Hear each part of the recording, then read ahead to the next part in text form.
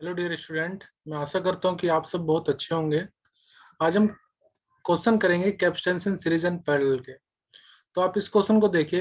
Hair we have given 5 capacitor of capacitance 10 microfarad, each are connected with each other as shown in figure. The calculate the total capacitance between the point A and C. तो A और सी के बीच में आपको net capacitance निकालना है। तो देखो, इन सब इस तरह के जो भी कैपेसिटर अगर आप देख रहे हो कि एक सीरीज में या कह लो पैरेलल में, यहाँ पर 5 कैपेसिटेंस एक तरह से दिए हुए हैं। तो इसमें आप हमेशा सोचो कि आप व्हीट स्टोन ब्रिज अप्लाई करो। अब व्हीट स्टोन क्या होता है वो मैं आपको बता देता हूँ, ये आप चैप्टर 3 में पढ़ेंगे करंट इलेक्ट्रिसिटी में। तो व्हीट स्टोन ब्रिज में इस तरह से 4 डिवाइसेस कनेक्टेड होती है। हो सकता है वो कैपेसिटेंस हो सकता है वो रेजिस्टेंस हो, और इंडक्टर भी हो सकता है। बट फिलहाल के लिए मैं सिर्फ कैपेसिटेंस के रिलेटेड आपको मैं बताऊंगा। तो इस तरह से हम मान लीजिए 4 कैपेसिटेंस हमने इस तरह से लगा लिए, और एक कैपेसिटेंस इन दोनों के बीच में यहाँ पर कनेक्टेड होगा इस तरह से। ठीक है, मैं इनको नाम दे देता हूँ। लेट ये पी, ये क्यू, ये आर और ये एस, और ये बीच वाले को मैं अभी नाम दे रहा हूँ लेट एम। ठीक है, अब वीट ये हो गया वीट स्टोन का सर्किट। मैं इस क्वेश्चन को करने के लिए इसी इसी का कंसेप्ट का यूज करूंगा, वीट स्टोन का।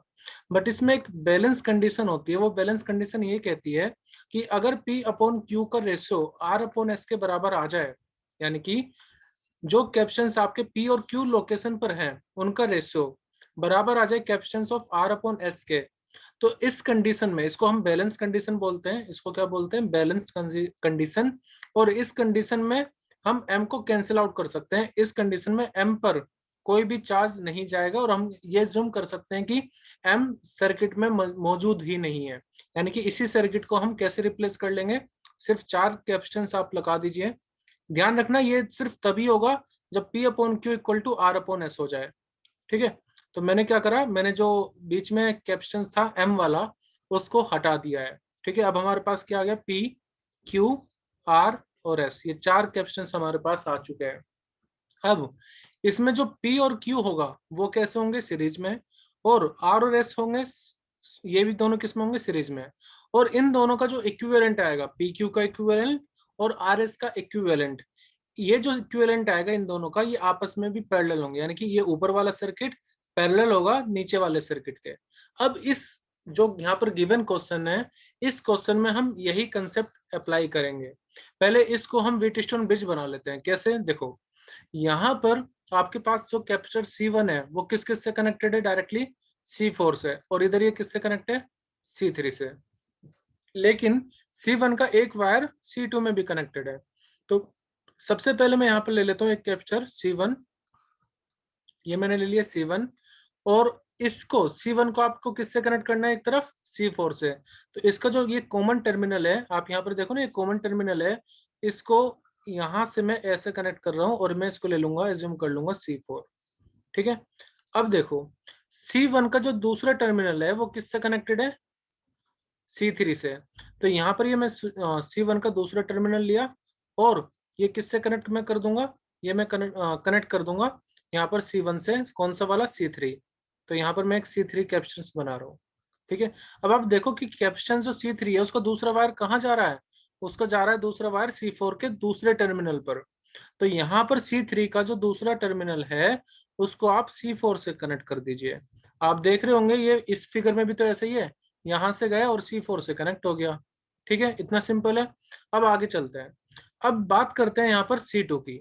तो C2 किस किस से कनेक्टेड है? C2 कनेक्टेड है C5 से, और C2 का दूसरा टर्मिनल कनेक्टेड है C3 से। ठीक है, C3 से और C1 से भी। तो एक काम करते हैं, पहले वो वाला टर्मिनल लेते हैं C2 का जो कि C1 और C3 से कॉमनली कनेक्टेड है। तो मैं अब क्या करूंगा, यहाँ पर मैं लूंगा C2। देखो ये एक कॉमन पॉइंट है ना, जहां पर C1 भी जा रहा है और C3 भी जा रहा है। तो एक्चुअली में इस वाले पॉइंट को रिप्रेजेंट कर रहा है। ये किससे कनेक्ट होगा? C2 से। तो मैंने यहाँ पर ले लिया ये C2 इस तरह से। ठीक है, ये C2 आ गया। अब C2 का दूसरा वायर किससे कनेक्ट है बेटा? C5 से। तो यहाँ पर आप ले लो दूसरे टर्मिनल, और उसको C5 से कनेक्ट कर दो। अब आप चेक करो C5 का दूसरा टर्मिनल कहाँ से कनेक्टेड है? ये कनेक्टेड है जहां पर C3 है और जहां पर C4 आ रहा है, यानी कि यहां से। तो अब मैं C5 को यहां पर कनेक्ट कर दूंगा इस तरह से। ठीक है, तो हमारे 4 कैपेसिटेंस कनेक्टेड हो गए हैं, C1, C4, C2 and C5। अब जरा चेक कर लेते हैं क्या यहाँ पर P upon Q equal to R upon S है। तो यहाँ पर P और Q और RS की जगह पर क्या है, C1, C2, C3, C4 और C5। तो इसका मतलब C1 अपॉन C2 हम चेक करेंगे क्या वो बराबर होगा C4 अपॉन C5 के। तो देखो यहाँ पर सभी कैपेसिटेंस बराबर है, तो 10 अपॉन 10 इक्वल टू किसके हो जाएगा, 10 अपॉन 10 के, यानी कि यस रेशियो दोनों बराबर हैं। अब रेशियो दोनों बराबर हैं, इसका मतलब क्या हुआ कि यहाँ पर हम C3 को रिप्लेस कर सकते हैं, मतलब C3 को हम कैंसिल आउट कर सकते हैं, ये एज्यूम करके कि उसमें कोई चार्ज या करंट जाएगा ही नहीं। बैलेंस कंडीशन में यही होता है, जो बीच वाली एक कॉमन पॉइंट होता है, इसमें कोई भी करंट नहीं जाता है। ठीक है, तो हम C3 को ये एज्यूम कर सकते हैं it is not in circuit. तो हमारे पास सर्किट बचेगा क्या, हमारे पास बचेगा ये C1 डायरेक्ट, C1 जो कि डायरेक्टली कनेक्टेड होगा यहाँ पर C2 से, ठीक है, और यहाँ पर ये C4 जो कि डायरेक्टली कनेक्टेड होगा C5 से, इस तरह से। ठीक है, तो अब हमारे पास ये सर्किट बच गया है C4 C5। अब देखो सर्किट में अब आपको देखने से पता लग जाएगा कि C1 और C2 ये दोनों किस में कनेक्टेड है, ये दोनों कनेक्टेड है सीरीज में, इस तरह से। ठीक है, डायरेक्टली जा रहा है। सिमिलरली C4 और C5 ये दोनों किस में कनेक्टेड है, सीरीज में। तो आपको पता होगा कि जब भी दो कैपेसिटेंस सीरीज में कनेक्टेड हैं तो हम उसको किस तरह से निकाल सकते हैं, 1/C बराबर होता है 1/C1 प्लस 1/C2 के। ठीक है, क्योंकि दो कैपेसिटेंस अगर सीरीज में कनेक्टेड है तो ये उसका फॉर्मूला होता है। अब आप इस क्वेश्चन में देखिए कि दोनों ही कैपेसिटेंस बराबर हैं, तो मैं कह सकता हूँ कि C प्लस C ये बराबर होगा, ये इक्विवेलेंट हम फाइंड करना चाह रहे हैं, जिसको मैं 2/C लिख सकता हूँ। और C इक्विवेलेंट कितना हो जाएगा, C इक्विवेलेंट हमारा हो जाएगा, इसका रिवर्स कर दीजिए C/2।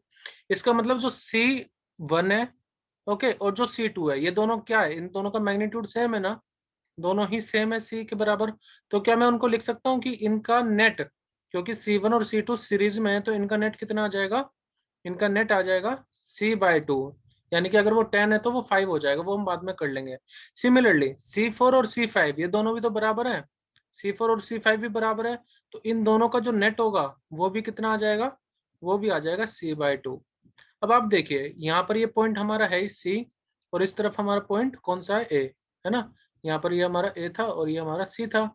अब आपके पास दो कैपेसिटेंस बचे हैं C/2 और C/2 के, जो कि दोनों किस में कनेक्टेड है, पैरेलल में। ठीक है, तो अब मैं ये कह सकता हूँ कि C/2 और C/2 दोनों पैरेलल में है, तो इनका इक्विवेलेंट कितना आ जाएगा, C/2 प्लस C/2। ठीक है, यानी कि C। तो हम ये कह सकते हैं कि C इक्विवेलेंट हमारा C के कितना है, 10 माइक्रोफेराड। तो इसमें जो हमारा आंसर आ जाएगा वो कितना आ जाएगा, 10 माइक्रोफेराड। ठीक है, अभी ये मैंने आपको थोड़े लंबे तरीके से बताया, मैं आपको इसका शॉर्ट तरीका भी बताता हूँ। ये था किस तरह से हम इस तरह के, अगर मान लीजिए 5 कैप्शंस आपको सीरीज में या पैरेलल में इस तरह से दिए हुए हैं, तो उसको किस तरह से आपको सोल्व करना है। तो व्हीट स्टोन की बैलेंस कंडीशन हमको चेक करनी है, और फिर इस तरह से हम इसको सोल्व कर सकते हैं। ठीक है, अब इसका थोड़ा आसान तरीका देख लेते हैं, बहुत जल्दी में। अगर आपको सोल्व करना है मान लीजिए MCQ है, तो कैसे करेंगे। देखो पहली बात, डायरेक्ट ट्रिक ये समझो कि जब भी आपके पास 3 कैपेसिटेंस ऐसे लाइन में लगे मिले हुए हैं, ठीक है, और एक ऊपर है और एक इनके नीचे है, कुछ मत सोचो, डायरेक्टली अप्लाई कर दो व्हीट स्टोन की बैलेंस कंडीशन विया व्हीट स्टोन। ठीक है, कैसे, देखो यहाँ पर वही C1, यहाँ पर क्या आ जाएगा C4, यहाँ पर क्या आ जाएगा, इस तरफ C3, ये C1, ये C4, ये C3 आ गया, और यहाँ पर आ जाएगा आपका C2, और यहाँ पर आ जाएगा आपका C5। ठीक है, तो बस जब भी आपके पास 5 कैप्शंस इस तरह से दिखे आपको कि 3 तो लाइन में लगे हुए हो और एक ऊपर और एक नीचे लगे हो, आप इस सर्किट को इस तरह से चेंज कर लीजिए। अब मैंने यहीं पर C1 और C4 एक ही साइड क्यों लिया, उसका भी रीजन बता देता हूँ। आप ये देखो C1 किससे जा रहा है, कनेक्ट होकर के C4 से, तो मैंने डायरेक्टली C1 को C4 से कनेक्ट कर दिया। अब इस पॉइंट पर देखो B पॉइंट को, B वाला जो पॉइंट है वो C3 से भी कनेक्टेड है, C1 से भी कनेक्टेड है और C2 से भी कनेक्टेड है। तो मतलब ये वाला पॉइंट इसको रिप्रेजेंट कर रहा है एक्चुअली। तो ये C1 से भी कनेक्टेड है, C2 से भी कनेक्टेड है, और यहाँ पर C3 से भी कनेक्टेड है।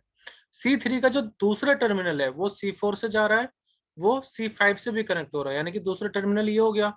ठीक है, तो ये C4 से इधर कनेक्ट हो गया और C5 से इधर कनेक्ट हो गया। So that's how we can draw this given figure into Wheatstone figure.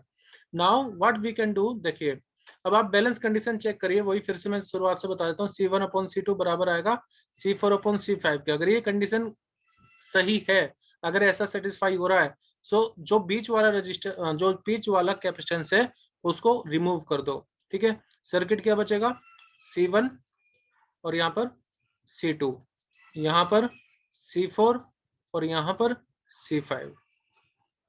ठीक है, अब जो ऊपर वाले हैं ये दोनों किस में है, ये दोनों किस में है, सीरीज में। और ये दोनों किस में है, ये भी सीरीज में है। बस इनको सोल्व करो और फिर इनका जो सीरीज और सीरीज का आएगा उनको पैरेलल में लगा दो। तो मैं डायरेक्टली आपको बता देता हूँ, क्योंकि यहाँ पर दोनों बराबर है ना, सी और ये भी सी, ये भी सी और यहाँ पर भी सी है। तो देखो जब भी दो दो इक्वल कैपेसिटेंस आपके सीरीज में कनेक्टेड है, दो इक्वल कैपेसिटेंस अगर आपके सीरीज में कनेक्टेड है, ठीक है, तो रिजल्ट आएगा C/2। कैसे, देखो सी इक्विवेलेंट का फॉर्मूला होता है C1/C2 अगर मैं दोनों का मैग्नीट्यूड बराबर ले लूं, यहाँ पर ये प्लस है, अगर मैं दोनों का मैग्नीट्यूड बराबर ले लूं तो ये C का स्क्वायर अपॉन 2C हो जाएगा, तो C से C कैंसिल, तो कितना आ जाएगा C/2। तो यहाँ पर देखो आपके दोनों कैपेसिटेंस ये किसमें, सीरीज में, तो ऊपर कितना आ जाएगा C/2, नीचे वाले दोनों बराबर है सीरीज में, तो नीचे भी कितना आ जाएगा C/2। ठीक है, तो दोनों किस में कनेक्टेड आपको दिख रहे होंगे, पैरेलल में।